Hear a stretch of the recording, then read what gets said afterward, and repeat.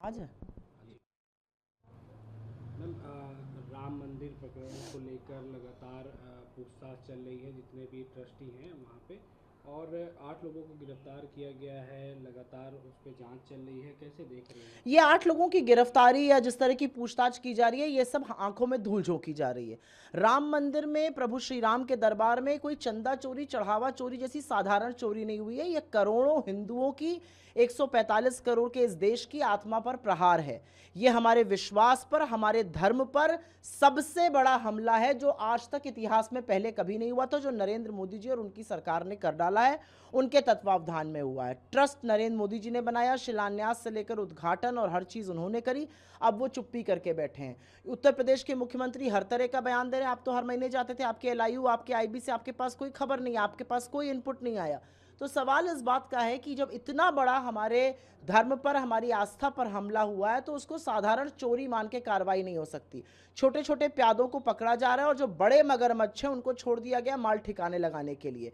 जिन चंपत राय बंसल से आज पूछताछ हो रही है, उनके खिलाफ एफआईआर क्यों नहीं हुई है, उनको गिरफ्तार क्यों नहीं किया गया, उनकी जांच क्यों नहीं हो रही? वो सर्वे सर्वा ट्रस्ट के बने हुए थे, वो कह रहे हैं मैंने इसकी कंप्लेन करी थी। किसको कंप्लेन करी थी आपने? ये आपके घर का संपत्ति थी या इस देश की, प्रभु राम की मंदिर की बात थी? तो मुझे ऐसा लगता है कि ये छोटी छोटी बातें करके इतने बड़े मुद्दे को ना बरगलाया जा सकता है लोगों के, और ना लोगों की आंखों में धूल झोंकी जा सकती है।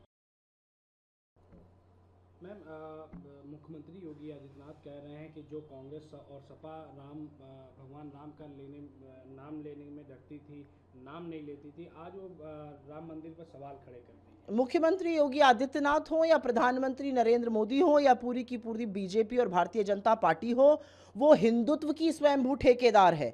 हिंदू धर्म की स्वयंभू ठेकेदार बनने की कोशिश ना करे, किसी को सर्टिफिकेट ना बांधे।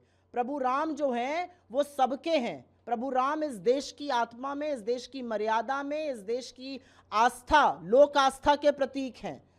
वो सर्वत्र हैं। छोटे छोटे कणकण में प्रभु राम हैं। मुझे तो योगी जी ये बताएं कि आपके रहते हुए चोरी कैसे हुई? आपको इस बात की भनक क्यों नहीं लगी? बड़े बड़े मगरमच्छों को छोड़ा क्यों गया? चंपत राय बंसल के खिलाफ एफआईआर क्यों नहीं हुई? आपकी एसआईटी की रिपोर्ट सार्वजनिक क्यों नहीं हुई? एसआईटी ने छोटों प्यादों को पकड़ के बड़े बड़ी मछलियों को क्यों छोड़ दिया? योगी जी इस बातों का जवाब दे। आप मुख्यमंत्री रहे और 6 साल से चोरी हो रही है, 40 दिन में 70 चोरियां पकड़ी गई। सोचिए 6 साल में कितनी हुई होंगी। योगी जी इन बातों का जवाब दें, सर्टिफिकेट ना मांगते सबको।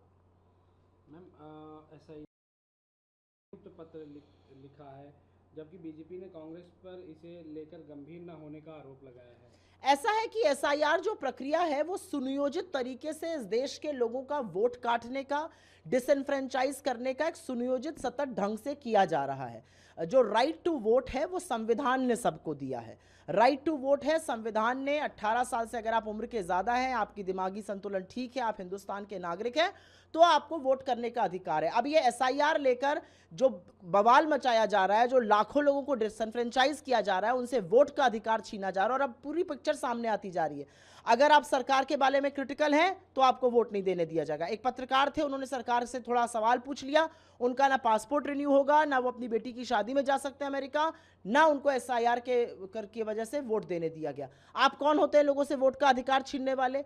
और मुझे ऐसा लगता है कि इंडिया ब्लॉक की मीटिंग में जो हमने डिसीजन लिया था कि सीजीआई को चिट्ठी लिखेंगे, वो लिखनी जरूरी है, क्योंकि असलियत यह है कि ये हिंदुस्तान के लोकतंत्र पर सबसे बड़ा और सबसे खतरनाक हमला है अगर आप लोगों से उनका वोट देने का अधिकार छीन लेंगे। मैम, प्रधानमंत्री बात की, और जो पेट्रोल डीजल की कीमतें हैं उसको लेकर बात की थी, और मुझे इस बात का दुख है। बोलिए। 1 जुलाई से मैम पेट्रोल और डीजल की कीमतों में भी कटौती हुई है। कैसे देख रही हैं इस मामले को? कितनी कटौती हुई है? 5 रुपये पेट्रोल पे और 3 रुपये। आपको पता है कि जो कच्चे तेल का दाम है वो 5 साल में सबसे कम लेवल पर आ गया है। 5 साल में 75 से 72 डॉलर के बीच में कच्चा तेल बिक रहा है इंटरनेशनल मार्केट में। 20-20, 25-25 रुपए नेपाल और पाकिस्तान जैसे कंगले देश काट रहे हैं, और हम 5 रुपए करके खुशी मना रहे हैं। और एक बात असलियत यह है कि प्रधानमंत्री की खोटी और गंदी विदेश नीति की वजह से आज हम अलग थलग पड़ गए हैं। जब ईरान के प्रेसिडेंट की डेथ हुई थी तो हमारे वाइस प्रेसिडेंट गए थे, और आज जब उनके सर्वोच्च नेता, सुप्रीम लीडर की फ्यूनरल है, तो उसमें हमारे यहाँ से MOS लेवल के एक मंत्री भेजे जा रहे हैं।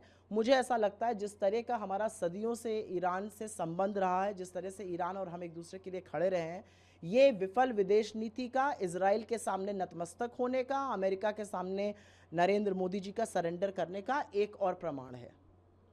मैम, भाजपा नितिन नवीन रबर स्टैंप अध्यक्ष जिस दिन नहीं रहेंगे उस दिन उनके सवाल का जवाब दूंगी। जब वो बोलते हैं तो मुझे कभी कभी लगता है 7वें 8वें में पढ़ने वाला बच्चा एलोक्यूशन कर रहा है।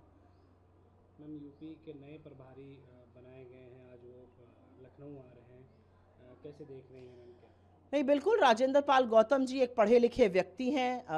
बाबा साहब भीमराव अंबेडकर की विचारधारा में उनकी आस्था है और दलित शोषित वंचित समाज से आते हैं, पढ़े लिखे। उन्होंने अपने आप को इस काबिल बनाया कि वो समाज में आज लोगों की नुमाइंदगी कर सकें।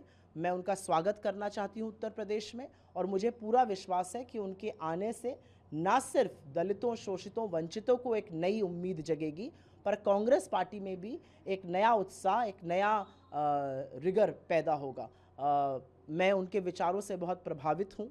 उनके विचार शुरू से अंबेडकर जी से प्रेरित रहे हैं। राहुल जी के करीबी हैं, उनके साथ काम करते हैं, प्रियंका जी के साथ काम करते हैं, और मैं खुश हूँ कि उत्तर प्रदेश को उनके जैसा एक प्रभारी मिला है। मैम, 2027 के चुनाव को लेकर कांग्रेस पूरी तरह से तैयार है। हम लोगों की संगठन सृजन का जो अभियान चल रहा है वो चल रहा है।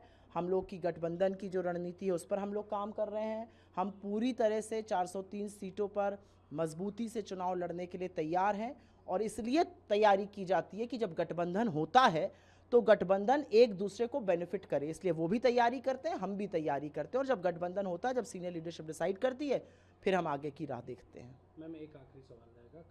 कांग्रेस सांसद केसी वेणुगोपाल ने रक्षा मंत्री राजनाथ सिंह के खिलाफ विशेषाधिकार हनन का नोटिस भेजा है। आरोप लगाया है कि ऑपरेशन सिंदूर में किसी की मौत ना होने की बात कहकर इन्होंने हमारे 6 जांबाजों की शहादत हुई थी ऑपरेशन सिंदूर के दौरान, और रक्षा मंत्री राजनाथ सिंह ने सदन में खड़े होकर बिना पलक झपकाए झूठ बोलकर कहा था एक भी शहादत नहीं हुई है।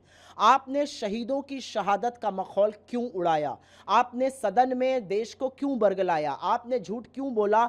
आपने ना सिर्फ सदन को बरगलाया, आपने ना सिर्फ प्रिविलेज का ब्रीच किया, पर सबसे बड़ी बात है आपने शहादत को झुठलाया, आपने शहादत को बौना आंका, और इसके लिए उनके खिलाफ एक्शन लिया जाना चाहिए। ये सरकार शहीदों का भी सम्मान नहीं करती, ये साफ दिखता है।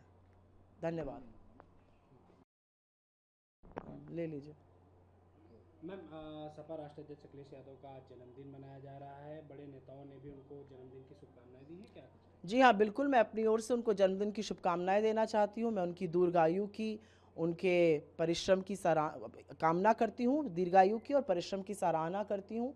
जिस तरह से वो PDA को लेकर चल रहे हैं, जिस तरह से वो पिछड़ों के नुमाइंदे हैं, ईश्वर उनको और मजबूती प्रदान करे और आने वाले दिनों में वो सक्सेसफुल हों, और हम साथ मिलकर, इंडिया गठबंधन के प्रबल पार्टनर्स हैं, और साथ मिलकर इस देश के संविधान के लिए, इस देश के लिए एक लड़ाई लड़ रहे हैं। मैम, यूपी में कल महाराष्ट्र में देखा गया टेट परीक्षा से पहले ही पेपर लीक हो गया। जी हाँ, पेपर लीक, ये सरकार जो है ये एक भी परीक्षा बिना पेपर लीक किए नहीं करा सकती है। पहले नीट का पेपर लीक हुआ, फिर तमाम पेपर लीक हुए, अब महाराष्ट्र का टेट भी लीक हो गया था। कल मैंने देखा राजस्थान में 43 अभ्यर्थियों ने नकल करने का इंतजाम कर लिया था, वो पेपर भी कैंसिल होना पड़ा। अब यूपी में टेट है। मैं तो ईश्वर से कामना ही कर सकती हूँ कि ये सरकार बिना पेपर लीक कराए एक तो पेपर करा दे। जो बच्चों पर बीतती है, उनकी मनोस्थिति पर बीतती है, उनके परिवारों पर बीतती है, जिस तरह का खर्च वो वहन करते हैं, जिस तरह की मानसिक यांत्रणा वो झेलते हैं, जिस तरह से भेड़ बकरियों की तरह लद कर एग्ज़ाम देने जाते हैं, उनके परिश्रम का क्या हिसाब है? सवाल इस बात का है। Thank you.